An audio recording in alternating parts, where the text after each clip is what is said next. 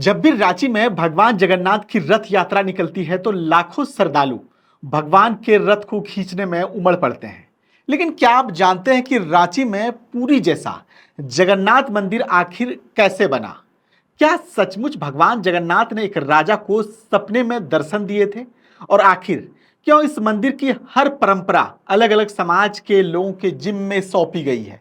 आज की कहानी 335 साल पुरानी आस्था, इतिहास और झारखंड की सांस्कृतिक विरासत की कहानी है। कहानी शुरू होती है 17वीं शताब्दी से। उस समय रांची का इलाका बड़कागढ़ रियासत कहलाता था और यहाँ नागवंशी राजा ठाकुर एकीनाथ सहदेव का शासन था। साल था 1691। एक दिन राजा ने उड़ीसा के पुरी स्थित भगवान जगन्नाथ के दर्शन करने का फैसला किया। अपने कर्मचारियों और सेवक के साथ वो पुरी पहुंच गए। पुरी पहुंचने के बाद उस सेवक ने पहली बार भगवान जगन्नाथ की महिमा सुनी। धीरे धीरे उसकी आस्था इतनी बढ़ गई कि उसकी जुबान पर हर समय महाप्रभु का नाम गूंजने लगा। जगन्नाथ जय जगन्नाथ जय जगन्नाथ।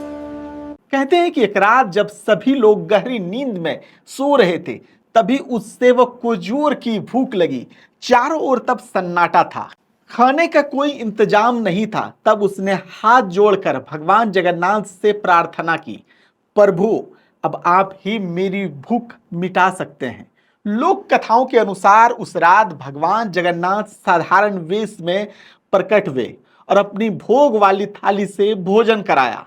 सेवक की भूख मिट गई और उसका मन आनंद से भर उठा। सुबह होते ही उसने पूरी घटना राजा एकीनाथ सहदेव को सुनाई।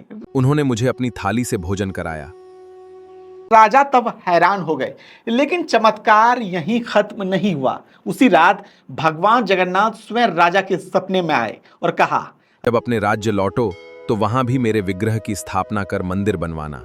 राजा जब अपने राज्य लौटो तो वहां भी मेरे विग्रह की स्थापना कर मंदिर बनवाना। राजा ने उसी समय संकल्प लिया कि लौटते ही अपने राज्य में भगवान जगन्नाथ की भव्य मंदिर बनवाएंगे। पुरी से लौटने के बाद उन्होंने अपने मंत्रियों और प्रजा को बुलाया और धुरवा की इस पहाड़ी पर भगवान जगन्नाथ, बलभद्र और सुभद्रा का मंदिर बनवाया। यही मंदिर आज रांची का ऐतिहासिक जगन्नाथपुर मंदिर कहलाता है। राजा एकीनाथ सहदेव ने मंदिर की हर जिम्मेदारी अलग अलग समाज को सौंपी। उरांव समाज को घंटा बजाने और भोग की व्यवस्था मिली। मुंडा समाज को ध्वज फहराने और वार्षिक पूजा की जिम्मेदारी दी गई।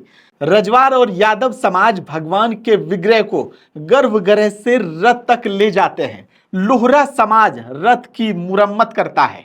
बढ़ई समाज मंदिर और रथ का रंग रोगन करता है, जबकि कुम्हार समाज पूजा में इस्तेमाल किए जाने वाला मिट्टी के बर्तन तैयार करता है। और सबसे खास बात, करीब 350 साल बाद भी ये परंपरा आज भी उसी तरह निभाई जा रही है। ये हर साल आषाढ़ शुक्ल पक्ष द्वितीया को यहाँ भव्य रथ यात्रा निकलती है। लाखों श्रद्धालु भगवान जगन्नाथ का रथ खींचते हैं और उन्हें मौसी बाड़ी तक ले जाते हैं। रथ यात्रा के साथ कई दिनों तक चलने वाला ये विशाल रथ मेला भी लगता है, जहां आस्था, संस्कृति और परंपरा का अद्भुत संगम देखने को मिलता है। इतिहास के पन्नों में इस मंदिर का संबंध बड़कागढ़ रियासत और ठाकुर विश्वनाथ सहदेव के परिवार से भी जुड़ता है। 1857 के स्वतंत्रता संग्राम में ठाकुर विश्वनाथ सहदेव ने अंग्रेजों के खिलाफ विद्रोह का नेतृत्व किया। आज भी उसके वंशज इस मंदिर की परिसर में रहते हैं और इस ऐतिहासिक धरोहर की परंपराओं को आगे बढ़ा रहे हैं।